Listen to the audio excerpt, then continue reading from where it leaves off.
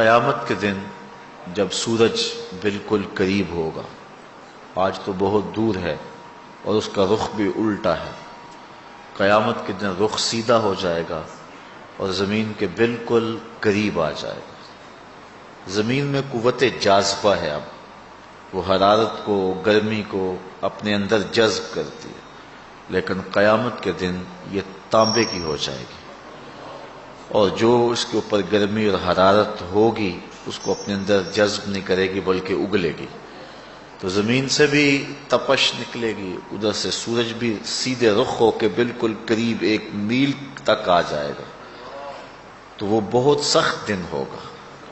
اس دن لوگ پسینے میں شرابور ہوں گے، اپنے اپنے اعمال کے مطابق، کوئی گھٹنوں تک، کوئی ٹخنوں تک، کوئی کمر تک، کوئی گلے تک، اور کوئی پسینے میں ڈوبا ہوا ہوگا۔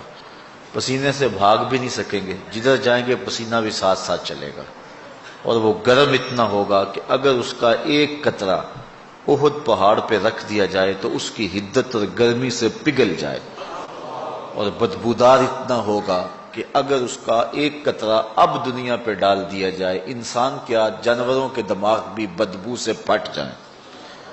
اپنے اپنے اعمال بد کے مطابق لوگ اس پسینے میں شرابور ہوں گے، کوئی سایہ نہیں ہوگا، لیکن کچھ لوگوں کو اللہ تعالیٰ جل شانہ اپنے خاص کرم سے سائے میں رکھے گا، جو سایہ الہی میں ہوں گے، سایہ عرش میں ہوں گے، انہیں پسینہ بھی نہیں آئے گا اور انہیں گرمی بھی نہیں ستائے گی، کسی دکھ میں نہیں ہوں گے اس دن، جو اللہ کے عرش کے سائے تلے ہوں گے۔ وہ کون لوگ ہیں؟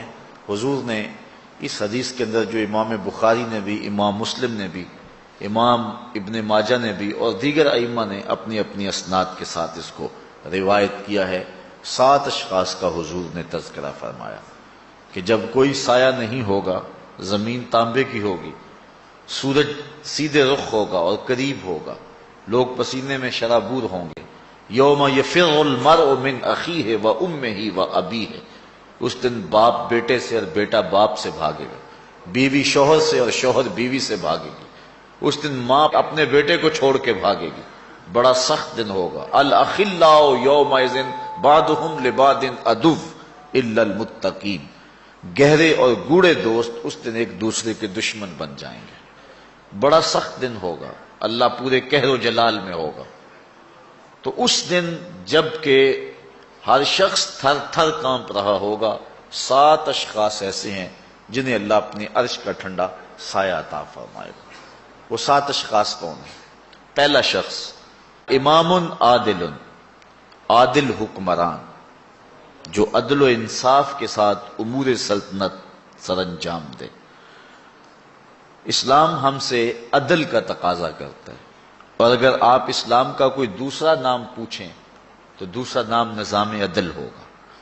اسلام عدل کی تلقین کرتا ہے اور عدل کا درس اور سبق دیتا ہے۔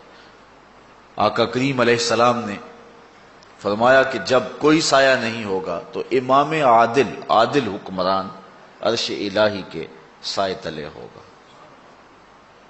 کسی بزرگ کا قول ہے کہ قوائم الدنیا 4، دنیا کے پائے 4 ہیں، 4 لوگوں کی وجہ سے دنیا قائم ہے: بعدل الامراء، وبسخاوت الاغنیاء، وبعلم العلماء، وبدعاء الفقراء۔ 4 چیزوں سے دنیا قائم ہے: حکمرانوں کے عدل سے، علماء کے علم سے، اغنیاء کی سخاوت سے اور فقیروں کی دعاؤں سے۔ الملک یدوم بالکفر، ایک عربی کا مقولہ ہے، الملک یدوم بالکفر ولا یدوم بالظلم، ملک کفر سے تو قائم رہ سکتے ہیں لیکن ظلم سے قائم نہیں رہتے۔ جب کسی علاقے میں، کسی بستی میں، کسی شہر میں، کسی ملک میں، کسی گھر میں جب ظلم کا آغاز ہو جائے تو گھر اجڑ جاتے ہیں، ملک، شہر اور بستیاں برباد ہو جاتی ہیں۔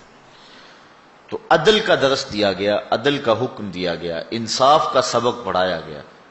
اس امت کو درس ہی یہی دیا گیا کہ تم نے عدل کرنا ہے، اگرچہ وہ قریبی رشتہ دار ہی تمہارا کیوں نہ ہو۔ تو عدل کرنے والا حکمران اللہ کی رحمتوں کا سایہ ہے. جو عادل حکمران ہے وہ اللہ کا خلیفہ ہے، اور جو ظالم حکمران ہے وہ شیطان کا خلیفہ ہے. عدل سے ہی معاشرے میں سکون ہوتا ہے. اب عدل کیا ہے؟ انصاف کسے کہتے ہیں؟ ہر چیز اپنی ٹھیک جگہ پہ ہو، جو اس کا مقام ہے اس کو وہ دیا جائے، اس کو عدل کہتے ہیں. اور کوئی شے اپنے اصل مقام سے ہٹے تو اس کو ظلم کہتے ہیں. وضع الشیء فی غیر محلہ، ظلم کی یہ تعریف ہے، کسی چیز کو اس کے غیر محل پہ رکھنا، جو اس کا ٹھکانہ نہیں ہے اس پہ اس کو رکھنا، یہ ظلم کہلاتا ہے.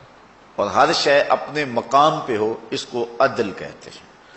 عدل و انصاف کا ہمیں درس دیا گیا. آج جن حکمرانوں کے نام باقی ہیں اور زندہ ہیں، انہوں نے عدل سے معاشرے کے اندر امن پیدا کیا تھا، اور جو انصاف نہیں کرتے ان کا نام حرف غلط کی طرح مٹ جاتا ہے. دنیا کے اوپر کتنے حکمران آئے ہیں لیکن آج ان کا نام بھی نہیں ہے، لیکن نوشیروان کا نام آج بھی باقی ہے. عدل کے دم سے اس کا نام آج بھی احترام سے لیا جاتا ہے. حضور علیہ الصلوۃ والسلام فرماتے ہیں، اس بات پر فخر کرتے ہیں کہ میں سلطان عادل کے زمانے کے اندر پیدا ہوا. اللہ اکبر. تو عدل جو ہے، انصاف جو ہے، یہ اچھائی کا ایک بہت بڑا ذریعہ ہے، اور جو حکمران عدل کرے اس کا نام عزت سے باقی رہتا ہے. سلطان محمود غزنوی کو ایک عورت نے آ کر کے کہا کہ میری جوان بیٹی ہے اور میرا شوہر فوت ہو چکا ہے، آپ کا بھتیجا رات کو ہمارے گھر میں گھس آتا ہے اور میں سخت پریشان ہوں. سلطان نے اس کو کہا کہ اب جب دوبارہ آئے تو تم میرے پاس آ جانا، میں عدل و انصاف قائم کروں گا. ایک دن گزرے، وہ بوڑھی آئی، بادشاہ نے جو اس کو خصوصی کوڈ دیا ہوا تھا کہ اس کے ذریعے تو میرے تک پہنچ پائے گی، تو وہ بادشاہ تک پہنچی. کہا کہ اس وقت وہ ہمارے گھر میں موجود ہے. بادشاہ اس کے ساتھ چل پڑا. کہا میرے سے پہلے تو چلی جا اور جو ہے وہ بتی بند کر دے. دیے کو گل کر دیا گیا. بادشاہ گھر میں داخل ہوا، اور داخل ہوتے ہی اس نے جب اس نوجوان کو دیکھا تو اس کا سر قلم کر دیا.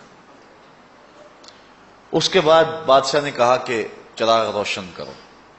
جب چراغ روشن کیا گیا تو بادشاہ نے کہا الحمدللہ. اس کے بعد اس نے ٹھنڈا پانی مانگا. اس خاتون نے پانی پیش کیا. بادشاہ واپس پلٹنے لگا تو اس خاتون نے کہا کہ میں یہ پوچھنا چاہتی ہوں کہ آپ نے پہلے چراغ بند کیا، پھر چراغ جلوایا، پھر الحمدللہ کہا، پھر پانی طلب کیا، اس کی کیا وجہ تھی؟ بادشاہ نے کہا جو راز ہے وہ راز ہی رہے تو ٹھیک. کہا نہیں، تمہیں بتانا ہوگا. بڑھیا نے ضد کی تو بادشاہ نے بتایا. کہا جب تم نے کہا تھا کہ آپ کا نالائق بھتیجا ہمارے گھر میں گھس آتا ہے اور میری بیٹی گھر میں جوان ہے، تو میں اس لیے چراغ کو گل کیا تھا کہ عدل قائم کرتے ہوئے میرے دل میں کوئی رحم پیدا نہ ہو. اپنے جوان بھتیجے کو قتل کرنا تماشا تو نہیں ہے. مجھے بھائی کا چہرہ سامنے آ جائے گا، اور ایسا نہ ہو کہ میں عدل کو قائم کرتے ہوئے جو ہے وہ رک جاؤں اور عدل قائم کرنے میں دقت محسوس کروں. اس لیے میں نے چراغ کو بجھا لیا تاکہ میں عدل کے تقاضوں کو پورا کر سکوں. کہا پھر آپ نے جب چراغ جلوایا تو پھر آپ نے الحمدللہ کیوں پڑھا؟ کہا میں اس دن سے پریشان تھا کہ میرا خون اتنا گندا ہو گیا کہ ایک غریب بیوہ کے گھر میں میرا بھتیجا جا کے گھس جاتا ہے، لیکن جب میں نے چراغ جلوایا دیکھا وہ میرا بھتیجا نہیں تھا، کوئی اور تھا، ہمارا صرف نام استعمال کرتا تھا. تو کہا پھر آپ نے پانی کیوں پیا؟ کہا بڑھیا یہ راز رہنے دو، 2 باتیں میں نے بتا دی، یہ نہ ہی پوچھو. بڑھیا نے ضد کی تو بادشاہ نے کہا سنو، جس دن سے تم نے کہا تھا کہ آپ کا بھتیجا ہمارے گھر میں گھس آتا ہے، اس دن سے نہ میں نے کچھ کھایا ہے نہ کچھ پیا ہے. میں نے کہا تھا جب تک ظالم کو اس کے انجام تک نہیں پہنچا دیتا اتنی دیر تک کچھ کھاؤں گا اور کچھ پیوں گا بھی نہیں. تو اب میں نے ظالم کو انجام تک پہنچا دیا تو تیرے گھر میں 2 گھونٹ تو میرا حق بنتا تھا. اس لیے میں نے پانی پیا ہے۔ آج ان کا اگر نام باقی ہے، آج ان کے اگر تذکرے زندہ ہیں، تو اس لیے کہ انہوں نے عدل و انصاف کے ضابطوں کو پورا کیا۔ اور حضور علیہ السلام نے فرمایا 7 اشخاص قیامت کے دن عرش الہی کا سایہ پائیں گے، ان میں سے ایک شخص وہ ہے جس نے عدل کیا۔ امام عادل، عادل امام، جو عادل امام ہے، بادشاہ حکمران عادل ہے، منصف ہے، اس کے لیے علماء نے کہا ہمیشہ دعا کرنی چاہیے زندگی کی، اللہ اسے لمبی زندگی عطا فرما۔ اور علماء نے لکھا ہے کہ الانحناء للسلطان اور لغیرہ مکروہ، کہ بادشاہ یا کسی اور شخص کے لیے جھکنا جو ہے وہ مکروہ ہے، اسی طرح کسی بادشاہ کے ہاتھ چومنے مکروہ ہیں، لیکن عادل حکمران جو ہے، عادل بادشاہ جو ہے، اگر ادب سے اس کے ہاتھ چوم لیے جائیں تو علماء کہتے اس میں کوئی کراہت نہیں، اللہ کے عدل کی وجہ سے، اللہ کے انصاف کی وجہ سے جو ہے، اس نے جو اللہ کے حکم پر عدل کیا اور انصاف کیا، اس کا یہ حق بنتا ہے کہ اس کی تعظیم کی جائے اور اس کے حکم کی مخالفت نہ کی جائے۔ وہ اللہ کی رحمتوں کا گھنا سایہ ہے جو عوام کے اوپر جو ہے وہ چھایا ہوا ہے۔ تو پہلا شخص جس کو اللہ اپنے عرش کا ٹھنڈا سایہ دے گا وہ امام عادل ہے، امام مقسط ہے۔ دوسرا شخص وشاب نشأ فی عبادت اللہ، وہ جوان جس کی جوانی اللہ کی عبادت میں گزری۔ کتنا بڑا اعزاز! حضور نے فرمایا الشاب التائب حبیب اللہ، لوگوں سن لو، جو جوان جوانی میں توبہ کرے وہ اللہ کا حبیب ہے۔ اور ایک روایت میں آتا ہے 1000 بوڑھے کے توبہ کرنے سے اللہ کو ایک جوان کی توبہ زیادہ محبوب ہے۔ اور جب کوئی جوان جوانی میں توبہ کرتا ہے اللہ کا عرش بھی خوشی میں جھوم اٹھتا ہے۔ جوانی کی توبہ اللہ کو بہت زیادہ پسند ہے۔ وہ جوان جس کی جوانی اللہ کی عبادت میں گزری۔ جوانی مستی کا نام نہیں ہے، جوانی آوارگی کا نام نہیں ہے، خواہشات کی تکمیل کا نام جوانی نہیں ہے، موڑوں اور چوکوں پہ کھڑا ہونے کا نام جوانی نہیں ہے، مصلی پہ بیٹھ کے رب کے حضور آنسو بہانے کا نام جوانی۔ ایک روایت میں آتا ہے کہ تمہارے بہتر جوان وہ ہیں جو بوڑھوں کی مشابہت اختیار کریں، اور بدترین بوڑھے وہ ہیں جو جوانوں کی مشابہت اختیار کریں۔ تو بہترین جوان یہ ہے کہ جو جوانی میں بڑھاپے جیسا ہو، بوڑھوں جیسے انداز اور اطوار اور عادتیں اپنائے، اچھے اخلاق اور اچھا انداز، اور مصلی کو لازم پکڑے۔ وشاب نشأ فی عبادت اللہ، وہ جوان جس کی جوانی اللہ کی عبادت میں گزری۔ شب و روز، میں نے کل بھی کہا تھا کہ بڑھاپے کے اندر نیک اعمال کرنا بہت بڑی بات ہے، بہت بڑی سعادت ہے کہ بڑھاپے کے اندر نیک اعمال کیے جائیں، لیکن عبادت کا جو لطف جوانی میں ہے وہ بڑھاپے میں نہیں ہے۔ اللہ اکبر! اللہ تعالیٰ جل شانہ جوان کی توبہ کو پسند کرتا ہے، وہ جوان جو اللہ کی عبادت میں، وشاب نشأ فی عبادت اللہ، وہ جوان جس کی جوانی اللہ کی عبادت میں گزری۔ اب عبادت کا مفہوم بہت وسیع ہے۔ ویسے بہترین عبادت نماز ہے، بہترین عبادت الصلاۃ، نماز ہے، اور حضور نے اس کو اپنی آنکھوں کی ٹھنڈک قرار دیا۔ لیکن صرف عبادت کا مفہوم نماز تک ہی نہیں ہے، عبادت کا مفہوم بہت وسعت والا ہے۔ ساری زندگی اللہ کی رضا میں گزار دینا، اللہ کی مرضی کے مطابق زندگی گزار دینا، یہ عبادت ہے۔ اللہ اکبر!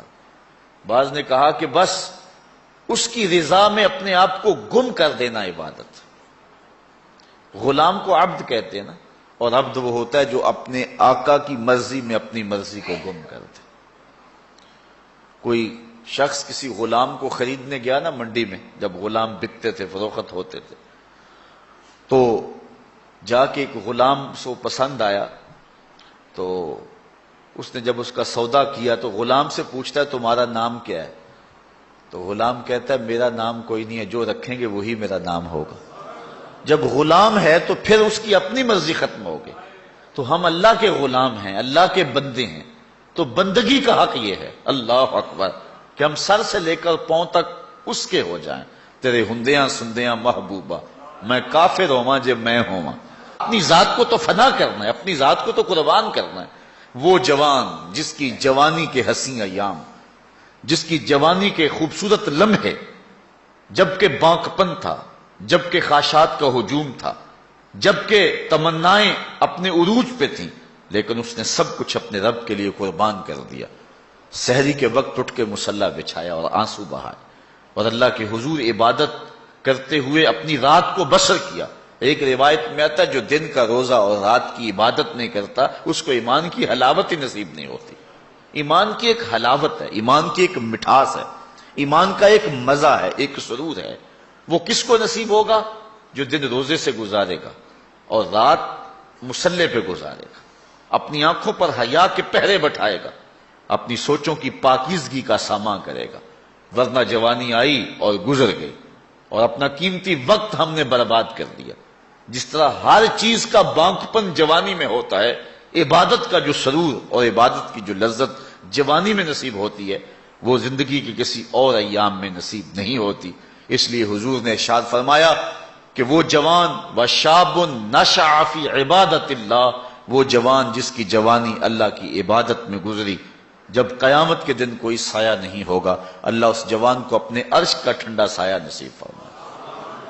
تیسرا شخص جو عرش الہی کا سایہ پائے گا، وَرَجُلٌ قَلْبُهُ مُعَلَّقٌ فِي الْمَسَاجِدِ، وہ آدمی جس کا دل مسجدوں کے ساتھ لٹکا ہوا ہے، مسجد کے ساتھ وابستہ ہے، ایک نماز پڑھتا ہے تو دوسری نماز کے انتظار میں بیٹھ جاتا ہے۔ حضرت عبداللہ ابن مسعود رضی اللہ تعالی عنہ رہتے ہی مسجد میں تھے۔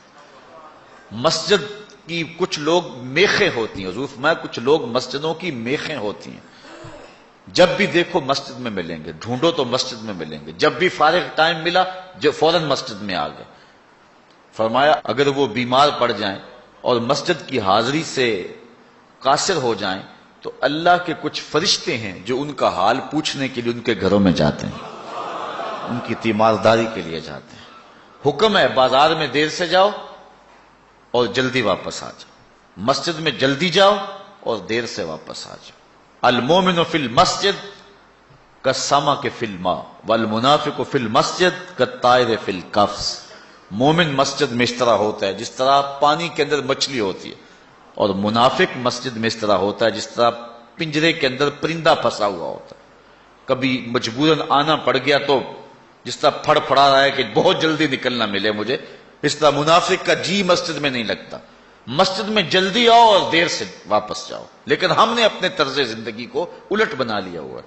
بازار میں آدھے گھنٹے کے لیے جائیں تو 5 گھنٹے لگ جاتے ہیں، مسجد میں جاتے ہیں ہم صرف آخری وقت میں اور کوشش کرتے ہیں کہ سب سے پہلے واپس آ جائیں۔ مجھے ویسے بڑی حیرت ہوتی ہے جب نماز ختم ہو یا جمعۃ المبارک یا کوئی اور ایسا، تو جو دروازے کے اوپر رش ہوتا ہے ہر بندے کی کوشش ہوتی ہے کہ میں جلدی نکل جاؤں، حالانکہ جتنی دیر تک مسجد میں بیٹھیں گے، جتنی دیر تک مسجد میں رکیں گے اتنی برکتیں اترتی رہیں گی۔ بہترین لمحے وہی ہیں جو اللہ کے گھر میں گزر گئے۔ خیر الاماکن، بہترین جگہیں اللہ کے گھر ہیں۔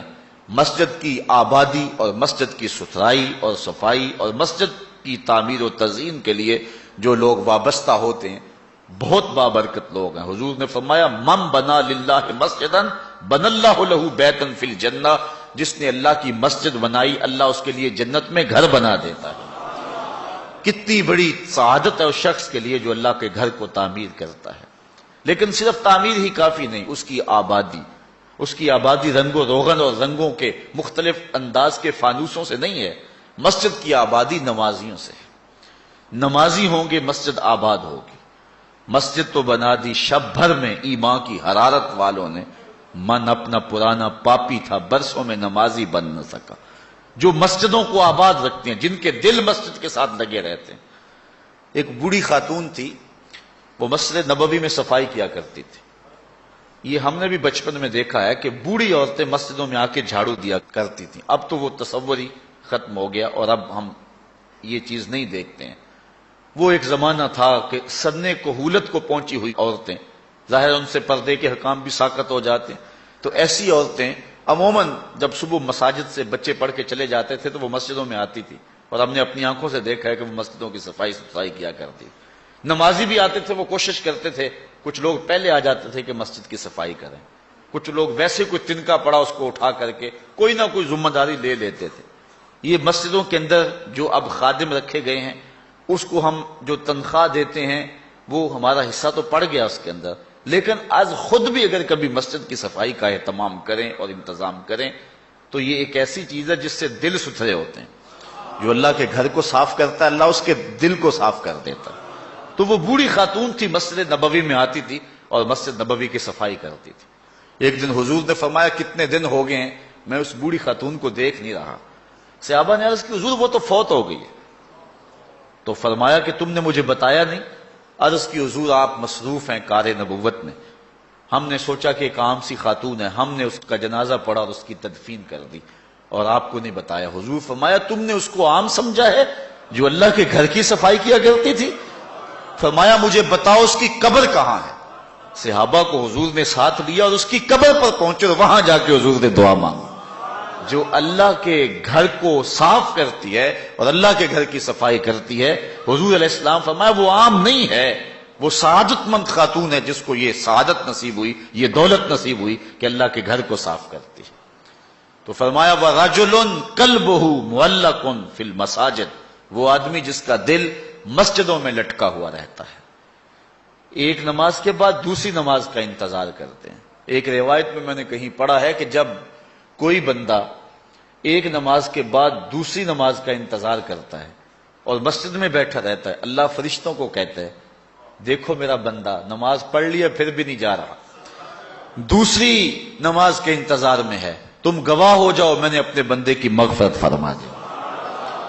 وَرَجُلٌ قَلْبُهُ مُعَلَّقٌ فِي الْمَسَاجِدِ، وہ آدمی جس کا دل مسجدوں کے ساتھ لٹکا ہوا ہے، مسجد کے ساتھ وابستہ ہوا ہے. چوتھا شخص وَرَجُلَانِ تَحَابَّا فِي اللَّهِ اجْتَمَعَا عَلَيْهِ وَتَفَرَّقَا إِلَيْهِ، دو آدمی جنہوں نے اللہ کی رضا کے لیے آپس میں پیار ڈالا، ان کی محبت کا ذریعہ اللہ کی رضا تھی. جب وہ ملے تو اسی لیے ملے اور جب جدا ہوئے تو اسی لیے جدا ہوئے. ان کی محبت اللہ کی رضا کے لیے تھی. فرمایا قیامت کے دن جب کوئی سایہ نہیں ہوگا ان دونوں کو اللہ اپنے عرش کا ٹھنڈا سایہ عطا کر. ایک بندہ اپنے ایک دوست کو ملنے جا رہا تھا، دینی دوست، محبت پیار کا رشتہ اللہ اس کے رسول کی رضا کے لیے. حدیث میں آتا ہے کہ راستے میں بصورت انسان ایک فرشتہ اس کو ملا اور اسے پوچھتا ہے کہ کدھر جا رہے ہو؟ وہ کہتا ہے کہ میں فلاں بستی میں اپنے ایک دوست کو ملنے جا رہا ہوں. تو فرشتہ پوچھتا ہے تجھے اس سے کوئی حاجت ہے، کوئی کام ہے؟ وہ کہتا مجھے کوئی کام نہیں. کہا کوئی احسان ہے جس کے بدلے میں جا رہے ہو؟ کہا کوئی احسان نہیں. کہا کوئی رشتہ داری ہے تیری اس کے ساتھ؟ اس نے کہا کوئی رشتہ داری نہیں. تو فرشتے نے بصورت انسان جو آیا ہوا تھا، حدیث میں آتا ہے، وہ پوچھتا ہے کہ پھر کس لیے جا رہے ہو؟ کہا بس اللہ کے لیے جا رہا ہوں. تو فرشتے نے کہا کہ میں تیرے رب کا فرستادہ ہوں، مجھے رب نے بھیجا ہے، تو اللہ کی رضا کے لیے جا رہا ہے اس شخص کو ملنے کے لیے اور کوئی مقصد نہیں ہے، تو اللہ تعالیٰ نے تجھے بھی بخشا اور اسے بھی بخشا. جو اللہ کی رضا کے لیے کسی شخص سے دوستی رکھتا ہے. پیار کے اور بھی بہت سارے ذرائع، رشتہ داری سے صلہ رحمی، دودھ کا رشتہ، خون کا رشتہ، کاروباری روابط، سیاسی روابط، غرض کے رشتے، بہت کچھ ہے. لیکن جب کسی سے ملاقات ہو، جب کسی سے تعلق قائم ہو تو وہ اللہ کے لیے. الحب للہ والبغض للہ، میرے پیار کا سبب بھی اللہ اور میرے کسی سے دشمنی کا سبب بھی اللہ.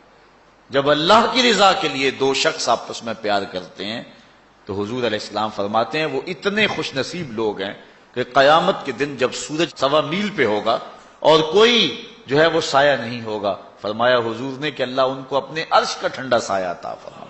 اتنی بڑی سعادت ان کو نصیب ہوگی جن کی رضا کا معیار اور جن کی جو ہے وہ محبت اللہ اور اس کے رسول کے لیے ہے، اور معیار ان کا یہی ہے الحب للہ والبغض للہ.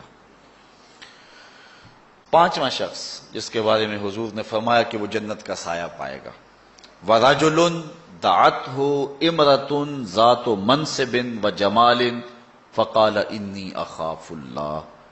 ایک روایت میں ذات و حسب و جمال فقال انی اخاف اللہ.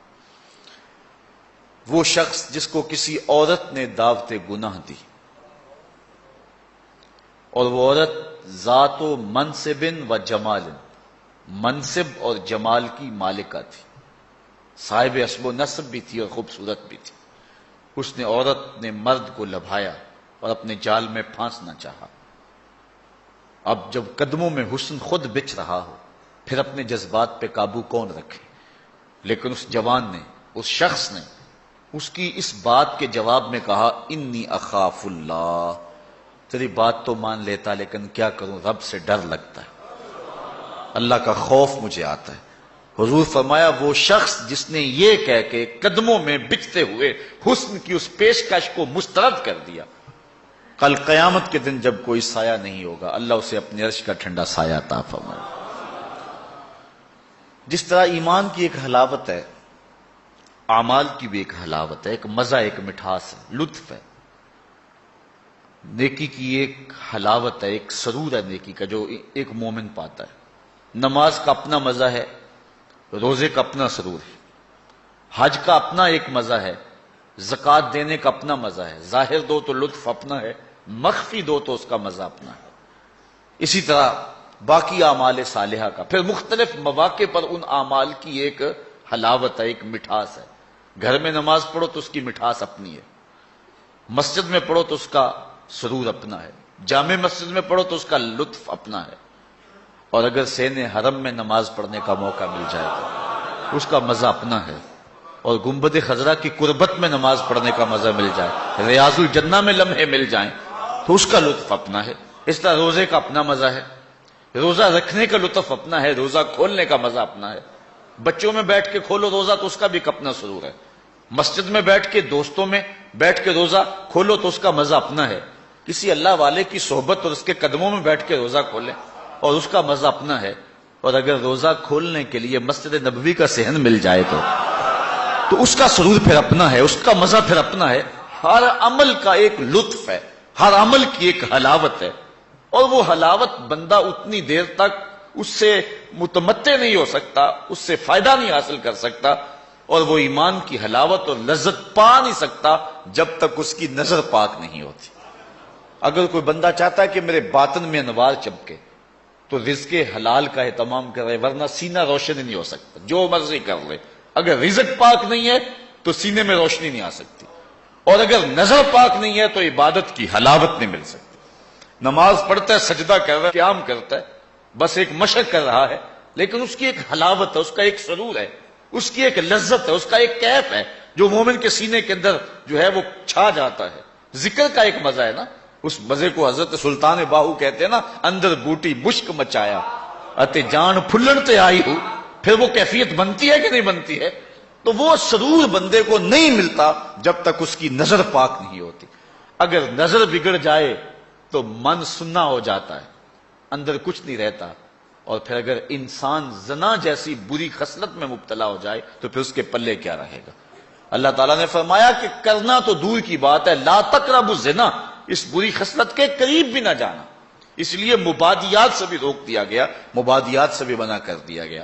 تو فرمایا جس شخص کو کسی عورت نے دعوت گناہ دی، اس طرح کسی عورت کو کسی مرد نے دعوت گناہ دی، اور اس عورت نے اپنی عصمت اور اپنی آبرو کی حفاظت کی، اور اس کو کہا پیچھے ہٹ جا، مجھے اپنے رب سے ڈر لگتا ہے، اور اسی طرح کسی مرد کو کسی عورت نے دعوت گناہ دی، اس نے کہا فقال انی اخاف اللہ، میں اللہ سے ڈرتا ہوں۔ اللہ اکبر۔ تو حضور فرمایا اس کو یہ اعزاز ملے گا۔ امام یافعی نے روض الریاحین کے اندر لکھا ہے کہ ایک نوجوان کپڑے کی دکان پہ کام کرتا تھا، اور تھا بڑا پارسا اور بڑا خوبصورت، دل کا بھی ستھرا تھا، ظاہر کا بھی ستھرا تھا، من بھی سونا تھا اور تن بھی سونا تھا، بڑا خوبصورت تھا۔ ایک عورت خریداری کے لیے آئی، اس کا دل فریفتہ ہو گیا، اور اس نے ایک ترکیب سوچی اور دوبارہ آئی تو بہت زیادہ کپڑا خرید لیا، اور مال کے دکان سے کہنے لگی کہ میری گٹھڑی بھاری ہو گئی ہے، اس نوجوان کو کہو کہ میرے گھر چھوڑ آئے۔ مالک اس عورت کی نیت سے آگاہ نہ ہو سکا، اور اس نوجوان کو اس کے ساتھ بھیج دیا۔ جب وہ گھر میں داخل ہوئی، نوجوان کو گھر میں لے گئی، باہر سے دروازہ مقفل کر دیا اور اس کو دعوت گناہ دی۔ اس نے کہا انی اخاف اللہ، میں تیری بات نہیں مان سکتا۔ اس نے کہا کہ آج تجھے میری بات ماننا ہی پڑے گی۔ حیا سوز لباس بھی اتار پھینکا اور اس کو دعوت گناہ دینے لگی۔ یہ شیطان کا انتہائی سخت جال ہے، اس جال میں اس نے بڑے بڑے لوگوں کو پھانس لیا۔ اب اس نوجوان کو وہ ورغلاتی ہے، کوشش کرتی ہے لیکن نوجوان ہے کہ اپنی نظروں پر پہرے بٹھائے، آنکھیں بند کر لیتا۔ اس نے بڑے ہیلے کیے، بڑے جتن کیے، لیکن وہ نوجوان صرف سونا ہی نہیں تھا، اللہ کا ولی بھی تھا۔ اس نے بہت جال پھینکے لیکن نور کو رسیوں میں جکڑا نہیں جا سکتا۔ خیر، وہ نوجوان کے دل میں بات آئی کہ شیطان کا یہ جال انتہائی خطرناک جال ہے، ابھی تک تو بچتا آ رہا ہوں، ہو سکتا ہوں کہ ابھی اس کے جال میں پھنس جاؤں۔ اس نے کہا کہ مجھے باتھ روم میں جانے دو، پھر میں آ کے تمہیں بتاتا ہوں۔ وہ اندر چلا گیا، پاخانہ کیا، اپنے ہاتھوں پہ کر کے پورے بدن پہ مل لیا، اور اسی حالت میں جب باہر آیا تو بدن سے بدبو اٹھ رہی تھی، عورت کا سارا نشہ اتر گیا۔ دروازہ کھول دیا اس نے، کہا چلا جا، تو کوئی دیوانہ اور مجنون شخص ہے۔ جب وہ دروازے سے باہر نکل رہا تھا، دل ہی دل میں اللہ کا شکر ادا کر رہا تھا، مالک میرا تن گندا ہو گیا، من تو ستھرا رہا۔ کائنات کا سب سے حسین چہرہ وہ ہے جو جنسی کالک سے محفوظ رہے۔ امام یافعی لکھتے ہیں کہ باہر پھر ایک چشمہ تھا، وہاں جا کے اس نے غسل کیا، اور جب تک وہ زندہ رہا اس کے جسم سے مشک و عنبر کی خوشبو آتی رہی۔ اب جب وہ فوت ہو گیا، لوگوں نے دفن کر دیا، یہ خوشبو اس کی قبر کی مٹی سے بھی آیا کرتی تھی۔ یہ اعزاز دیا اللہ نے، اس کو یہ تکریم دی۔ بعض روایت میں اس کا نام مغیرہ بتایا گیا ہے کہ لوگوں نے اس کا نام مغیرہ مشکی رکھ دیا کہ وہ مغیرہ جس کے بدن سے خوشبو آتی۔ تو فرمایا وہ شخص جس کو کسی عورت نے دعوت گناہ دی اور اس نے یہ کہہ کے قدموں میں بچھتے ہوئے حسن کی پیشکش کو ٹھکرا دیا، فرمایا کل قیامت کے دن جب کوئی سایہ نہیں ہوگا، اللہ اس جوان کو اپنی عرش کا ٹھنڈا سایہ نصیب فرمائے گا۔ چھٹا شخص جس کے بارے میں حضور نے یہ وعدہ دیا، وَرَجُلٌ تَصَدَّقَ بِصَدَقَةٍ فَأَخْفَاهَا حَتَّى لَا تَعْلَمَ شِمَالُهُ مَا تُنْفِقُ يَمِينُهُ۔ وہ شخص جس نے صدقہ کیا اور اتنا خفیہ کیا کہ جو دائیں ہاتھ نے کیا بائیں کو اس کی خبر نہیں ہوئی، اتنا مخفی انداز سے صدقہ کیا، خیرات کی۔ پرانے زمانے کے اندر بزرگ چاندی یا سونا کسی کپڑے میں باندھ کر کے کسی کے گھر میں چھوڑ آیا کرتے تھے، کسی کے گھر میں پھینک آیا کرتے تھے، یا کسی نابینے کو دے دیتے تھے، کلام نہیں اس سے کرتے تھے تاکہ ہم ظاہر نہ ہو، ہمارا نام بھی ظاہر نہ ہو۔ کھلا صدقہ کرنا اس کی ممانعت نہیں ہے، اس کا بھی اجر ہے اگر ریاکاری کی نیت دل کے کسی گوشے میں نہ ہو۔ لیکن یہ بات ذہن میں رکھیں کہ ریاکاری کی چالیں بہت باریک ہیں، بہت باریک، براہیمی نظر لیکن بڑی مشکل سے ملتی ہے، ہوس چھپ چھپ کے سینوں میں بنا لیتی ہے تصویر۔ جو ریاکاری کی چالیں ہیں وہ کالے پتھر پر کالے رنگ کی چونٹی چلے تو جس طرح وہ نظر نہیں آتی ہے، اس طرح ریاکاری کی چالیں بھی اتنی ہی باریک ہیں، بہت باریک۔ تو انسان کے اندر ریاکاری پیدا ہو جاتی ہے۔ اگر ریاکاری سے بچے، اس کی نیت میں خلوص ہو، للہیت ہو، تو پھر کھلا صدقہ دینا بھی اجر و ثواب کا باعث ہے۔ جس طرح کہ آقا کریم علیہ السلام نے جہاد کے لیے فنڈ مانگا تو ایک صحابی نے جو ہے وہ عرض کیا کہ حضور میں اتنا پیش کرتا ہوں، اور اس نے پیش کیا تو اس کے دیکھا دیکھی باقی لوگ بھی جو ہیں وہ اٹھ کھڑے ہوئے اور پیش کرنے لگے۔ تو حضور نے اس موقع پر ارشاد فرمایا تھا، من سنہ فی الاسلام سنتن حسنہ فلہ اجرھا، جس نے اسلام میں کوئی اچھا طریقہ رائج کیا تو اب اس کے دیکھا دیکھی جو بھی وہ کام کرتے رہیں گے اس کا اجر اس پہلے شخص کو نصیب ہوتا رہے گا۔ اگر نیت یہ ہے کہ میرے دیکھا دیکھی لوگ کریں گے تو پھر جو ہے وہ یہ خلوص والی نیت ہے، اس میں کھلا کرنے میں کوئی قباحت نہیں ہے۔ میں کہتا ہوں کہ دو طرح کے لوگ ہوتے ہیں یہ فنڈز چندہ وغیرہ جو طلب کیا جاتا ہے۔ ایک ہے کوئی شخص کسی کو ذاتی طور پہ دے تو وہاں مخفی دینا بہتر ہے۔ کسی شخص کی ذاتی آپ مدد کرنی ہے تو وہاں یہ ہے کہ جو دائیں نے خرچ کیا بائیں کو اس کی خبر نہ ہونے پائے، کیونکہ اس سے کسی شخص کی عزت نفس مجروح ہونے کا اندیشہ ہے۔ لیکن جو اجتماعی مسائل ہیں جس میں کسی کی عزت نفس مجروح ہونے کا اندیشہ نہیں ہے تو وہاں آپ کھلا اس نیت سے کریں کہ باقیوں کو بھی ترغیب ہو جائے تو اس میں کوئی قباحت نہیں ہے۔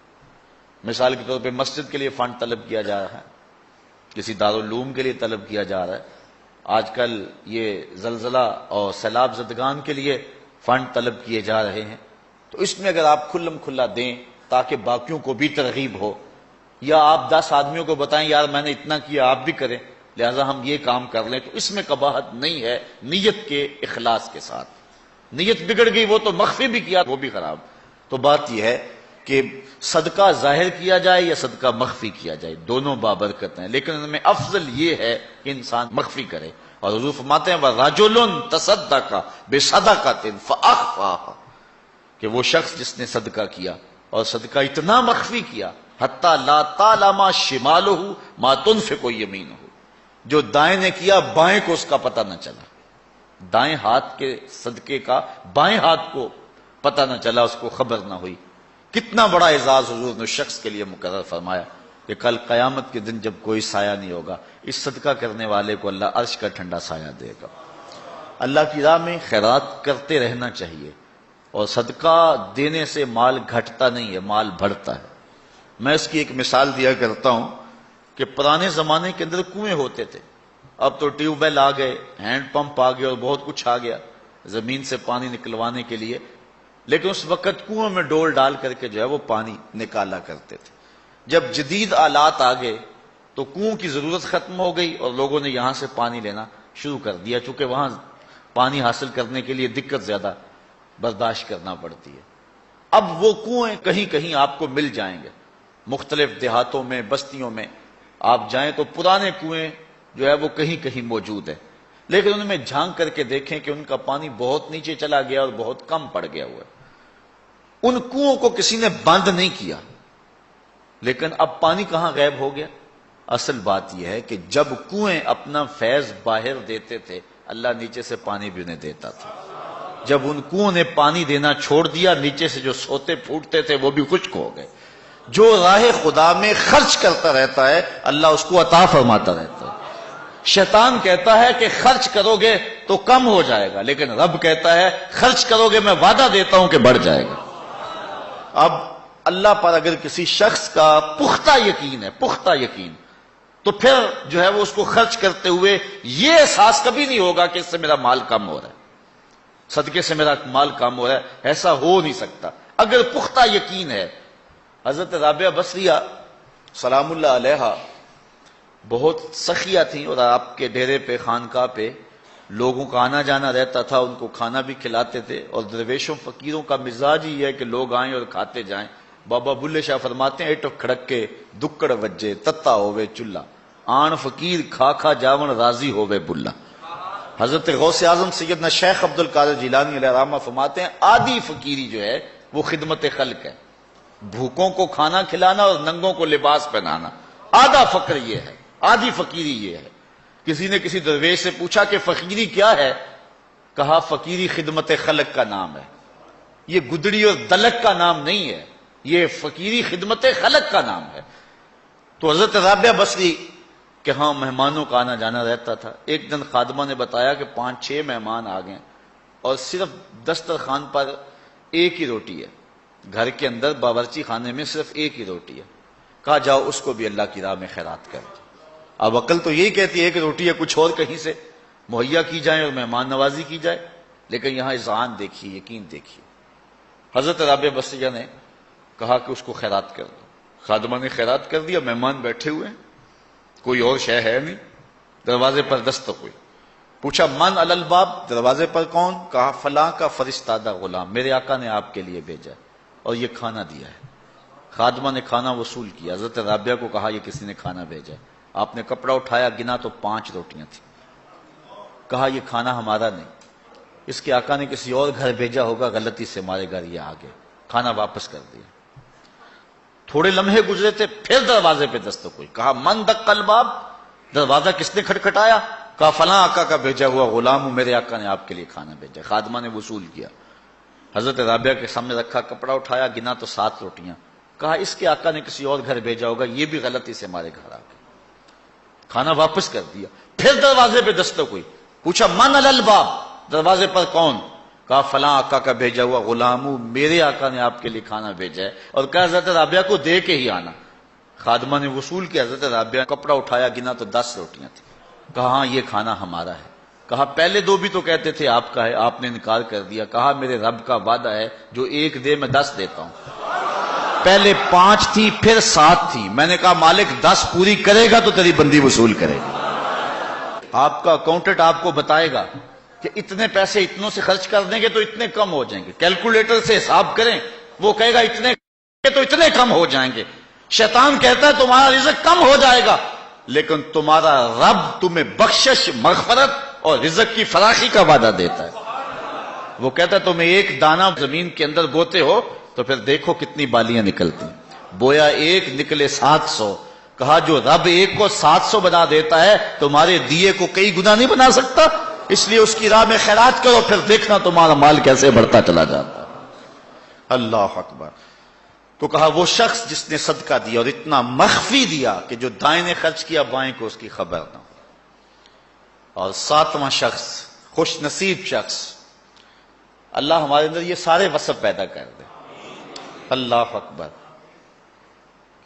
ایک شخص نے اپنی بیوی کو طلاق دے دی، یہ دیکھیں یقین علماء کا، ہمارے بزرگوں کا، اپنی بیوی کو طلاق دے دی، اور طلاق کن لفظوں سے دی کہ اگر میں جنتی نہیں ہوں تو تجھے طلاق ہے، اگر میں جنتی نہیں ہوں تو تجھے طلاق ہے۔ تو اب علماء سے پوچھا کہ طلاق ہوئی ہے یا نہیں ہوئی؟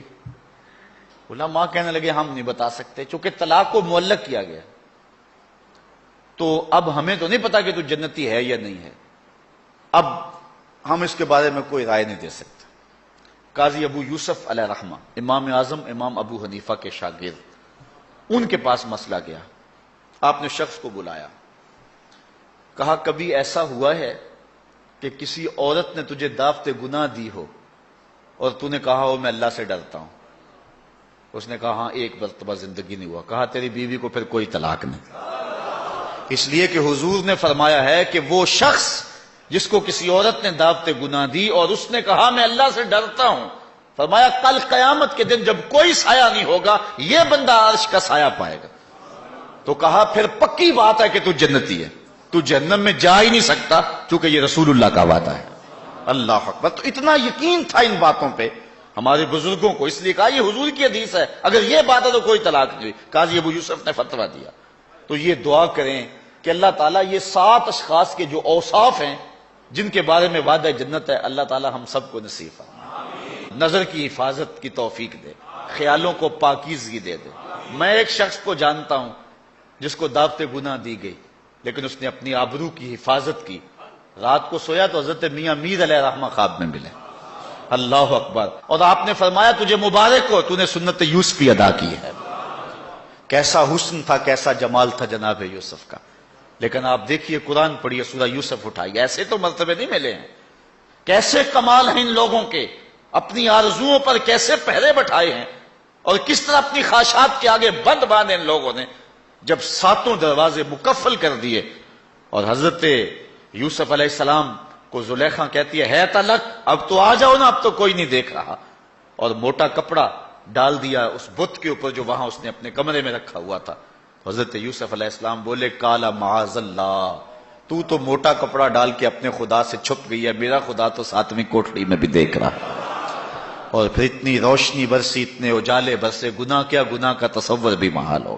تو 7واں شخص جس کے بارے میں حضور نے فرمایا وَرَجُلٌ ذَكَرَ اللَّهَ خَالِيًا فَفَاضَتْ عَيْنَاهُ، وہ شخص جس نے تنہائی میں اللہ کا ذکر کیا، کوئی دیکھنے والا نہیں تھا، ریا کا شائبہ بھی نہیں تھا، تنہا بیٹھا ہوا تھا، سحری کا وقت تھا، مصلی بچھا ہوا تھا، اور وہ اللہ کا ذکر کرنے لگا، پھر ذکر کا سرور من میں اترنے لگا، پھر کیا ہوا فَفَاضَتْ عَيْنَاهُ، خوف خدا کی وجہ سے اس کی آنکھ میں آنسو آ گئے، اللہ کی یاد میں، اللہ کے ذکر میں رونے لگا۔ حضور فرمایا کل قیامت کے دن جب کوئی سایہ نہیں ہوگا اس ذاکر کو اللہ اپنے عرش کا ٹھنڈا سایہ نصیب فرمائے۔ اٹھتے بیٹھتے چلتے پھرتے تنہائی میں، خلوت میں، جلوت میں اللہ کے ذکر سے اپنا تعلق جوڑیے۔ اللہ کا ذکر دلوں کے لیے جلا کا باعث ہے۔ لِكُلِّ شَيْءٍ سِقَالَةٌ وَسِقَالَةُ الْقُلُوبِ ذِكْرُ اللَّهِ، حضور فرمایا ہر شے کا زنگ دور کرنے کے لیے کچھ نہ کچھ بنایا گیا ہے، دلوں کا زنگ اللہ کی یاد سے دور ہوتا ہے۔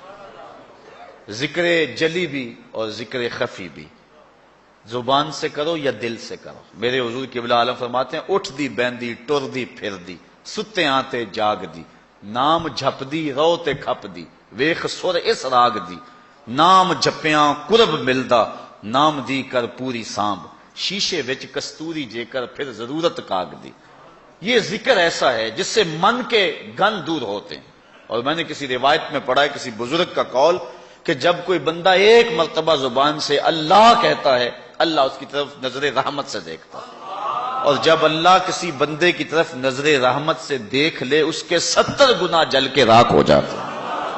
اور جس کو اللہ نظر رحمت سے دیکھتا ہے پھر اس کو عذاب نہیں دے گا. اللہ اکبر. حضرت شیخ شبلی رحمت اللہ تعالی علیہ معارف اس میں ذات بیان کر رہے تھے. اللہ کے نام کی برکت ہے, اس کا نام جپنے کا فائدہ ہے. تو ابو علی سینا جو بہت بڑا فلسفی گزرا ہے وہ بھی مجلس میں بیٹھا ہوا تھا. وہ زمانہ تھا کہ اہل اللہ کی مجالس کے اندر بڑے لوگ آتے تھے. آج تو دور ختم ہو گیا نا, آج تو زمانہ لٹ گیا, مادیت چھا گئی. یہ غنیمت ہے کہ آپ اتنے لوگ یہاں اکٹھے ہو جاتے ہیں, یہ اللہ کا خاص کرم ہے. ورنہ مسجدوں میں آج لوگ نہیں آ رہے. اقبال کہتا ہے واعظ قوم کی وہ پختہ خیالی نہ رہی, برق طبی نہ رہی, شعلہ مکالی نہ رہی, رہ گئی رسم آزاں روح بلالی نہ رہی, فلسفہ رہ گیا تلقین غزالی نہ رہی, مسجدیں مرثیہ خواہ ہیں کہ نمازی نہ رہے, یعنی صاحب اوصاف اجازی نہ رہے. آج جو حالات ہیں آپ سب کے سامنے ہیں, ان حالات میں بھی قوم توبہ کی طرف نہیں آ رہی. تو وہ ایک زمانہ تھا, وہ ایک دور تھا.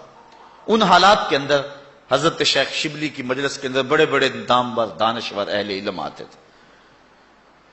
تو ابو علی سینا بھی بیٹھا تھا, آپ اللہ کے نام کی برکات بیان کر رہے تھے. جب کوئی لفظ کوئی بندہ اللہ اللہ پکارتا اس کے من کے روگ ختم ہوتے ہیں, اندر نور اترتا ہے اور دل صاف ہوتا ہے.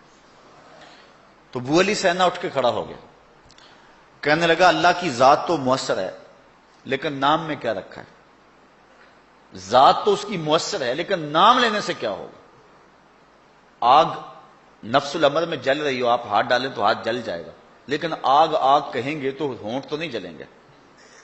برف آپ جو ہے وہ اس کو ہاتھ لگائیں گے تو ہاتھ ٹھنڈا ہوگا, لیکن اگر زبان سے 100 مرتبہ بھی برف برف کہتے رہیں یا کاغذ کے اوپر لفظ برف لکھ دیں تو نہ کاغذ گیلا ہوگا نہ ٹھنڈا ہوگا. اس نے کہا ذات تو مؤثر ہے, نام میں کیا رکھا ہے. ہمارے فلسفی ہر چیز کی 4 شکلیں مانتے, کہتے ایک ہی مؤثر ہے باقی 3 مؤثر نہیں ہے, ایک ہی حقیقی ہے باقی اعتباری ہیں. تو یہ بات جو ہے وہ شیخ شبلی کو ابو علی سینا نے کہی کہ ذات تو مؤثر ہے مانتا ہوں لیکن نام میں کیا رکھا ہے. حضرت شیخ شبلی نے دلائل دیے لیکن ابو علی سینا آگے سے بحث کرتا رہا. شیخ شبلی سمجھ گئے کہ یہ ماننے کو نہیں ہے. آپ نے بحث کو چھوڑا, اللہ والے لمبی بات سے نہیں کرتے, بات میں سادہ و آزادہ, معانی میں دقیق. اقبال نے کہا کہ سیدھی سیدھی بات کرتے ہیں اور کرتے ہیں, منہ سے نکلتی ہے از دل خیزت بس دل ریزت, دل سے نکلتی ہے دل میں جا کے گرتی. بزرگوں کا طریقہ سادہ سادہ ہوتا ہے, بہت لمبی گفتگو نہیں ہے, بس سیدھی سیدھی بات. تو جب بحث کا سلسلہ شروع ہونے لگا تو شیخ رک گئے اور پھر کہا ابو علی سینا میں تیرے سے کیا بحث کروں, تو گدھا ہے. اتنے لوگ اور اتنا بڑا فلسفی اور بڑے مجمع میں کہا تو گدھا ہے. رنگ سرخ ہو گیا غصے سے, حضرت مجھے گدھا کہا آپ نے. شیخ مسکرانے لگے, کہا دیکھا نا گدھے کے نام میں کتنا اثر ہے کہ تیرا رنگ بدل گیا. کہا جب گدھے کے نام سے تیرے چہرے کا رنگ بدل جاتا ہے تو اللہ کے نام سے دل کا رنگ نہیں بدل سکتا. تو کہنے لگا حضرت میں مان گیا, میں تسلیم کر لیا. تو کہا وَرَجُلٌ ذَكَرَ اللَّهُ خَالِيًا, جس نے تنہائی میں بیٹھ کے اللہ کا نام لیا, اللہ کا ذکر کیا, پھر اس کے اثر اندر اترے, اندر بوٹی مشک مچایا اتے جاں پھلاں تے آئی, پھر کیفیت بدل گئی اندر کی. تو حضور نے ارشاد فرمایا کہ کل قیامت کے دن جب کوئی سایہ نہیں ہوگا اللہ کے ذاکر کو جو تنہائی میں بیٹھ کے اللہ کا ذکر کرتا ہے. تنہائی کی بات اس لیے کی کہ یہاں ریاکاری کا شائبہ نہیں ہے, محض اللہ کے لیے, کسی کے دکھلانے کے لیے نہیں ہے. مسجد نبوی میں ایک بندہ بیٹھ کے گردن جھکا کے ذکر کر رہا تھا, حضرت عمر نے جا کے پیچھے سے گردن پکڑ لی, یا صاحب الونق ماذا تصنع, اے گردن والے کیا کر رہا ہے, ہمیں دکھا رہا ہے. تو ریاکاری اللہ کو پسند نہیں ہے. تو اگر تنہائی میں بیٹھ کے کسی نے اللہ کا ذکر کیا اور ذکر کرتے کرتے اس کی آنکھیں آنسوؤں کا خراج دینے لگی اور اللہ کی یاد میں رونے لگا بندہ, تو حضور فرمایا اتنا بڑا اعزاز اس کے لیے ہے قیامت کے دن جب گرمی برس رہی ہوگی اور سورج بالکل قریب اور سیدھے رخ پہ ہوگا, زمین تانبے کی ہوگی, لوگ پسینے میں شرابور ہوں گے, اللہ اس شخص کو جو یاد الہی میں رویا تھا اپنی عرش کا ٹھنڈا سایہ اس کے اوپر تان دے گا، اس کو برکتیں نصیب فرمائے گا۔ تو یہ 7 خوش نصیب ایسے لوگ ہیں کہ جن کو اللہ اپنی خاص کرم نوازیوں کا نور نصیب فرمائے گا۔ اللہ تعالیٰ کی بارگاہ میں پھر دعا ہے، اللہ تعالیٰ جل شانہ ہمیں یہ سعادتیں ہمارے اندر اتار دے، اور ہم اس سے ڈرنے والے بھی ہوں، ذکر کرنے والے بھی ہوں، نظر خیال پہ پہرا بٹھانے والے بھی ہوں۔ اللہ کسی موقع پہ ہمیں منصب نصیب کر دے تو عدل کرنے والے بھی ہوں۔ اللہ تعالیٰ ہمیں ایک دوسرے سے محبت کرنے کی توفیق دے، صرف اپنی رضا کے لیے۔ میں آپ سے پیار کروں تو اللہ کے لیے، کوئی غرض نہ ہو۔ آپ مجھ سے پیار کریں تو محض اللہ کے لیے، اللہ اس کے رسول کے لیے۔ الحب للہ والبغض للہ، یہی ہمارا جو ہے وہ سبب ہو ایک دوسرے کے ساتھ پیار کا۔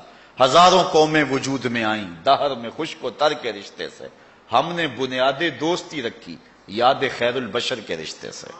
محمد کی وساطت سے محبت تیری میری ہے، محمد کی وساطت سے محبت تیری میری ہے، محبت اصل ہے ان کی، نہ تیری ہے نہ میری ہے۔ الحب للہ والبغض للہ۔ اور اللہ تعالیٰ ہر وہ سعادت، جوانی بڑی تیزی کے ساتھ بیت رہی ہے، یہ لمحے دوبارہ نہیں آئیں گے، اور جو سن کہولت میں پہنچ گئے ہیں، بڑھاپے میں قدم رکھ چکے ہیں، انہیں یہ کہتا ہوں کہ جوان تو بڑھاپے کے انتظار میں ہیں، بوڑھو اب تم کس انتظار میں؟ ایک روایت میں آتا ہے اللہ بوڑھے کا عذر قبول نہیں کرے گا قیامت کے دن۔ بچہ اس لیے توبہ کو مؤخر کرتا ہے کہ میں نے جوان ہونا ہے، جوان اس لیے مؤخر کرتا ہے میں نے بوڑھا ہونا ہے، تو جب بندہ بوڑھا ہو جاتا ہے پھر وہ کس چیز کے انتظار میں ہوتا ہے؟ ایک روایت میں آتا ہے کہ 3 اشخاص کو اللہ تعالیٰ نہ بخشے گا، نہ ان کی طرف نظر رحمت کرے گا، اور نہ ہی اللہ تعالیٰ انہیں پاک کرے گا۔ ان میں سے ایک وہ شخص ہے کہ جو بڑھاپے کے باوجود بدکاری نہیں چھوڑتا۔ اس بوڑھے شخص کی طرف قیامت کے دن اللہ نہ نظر رحمت سے دیکھے گا، نہ اس کا تزکیہ کرے گا، اور نہ اس کی مغفرت فرمائے گا۔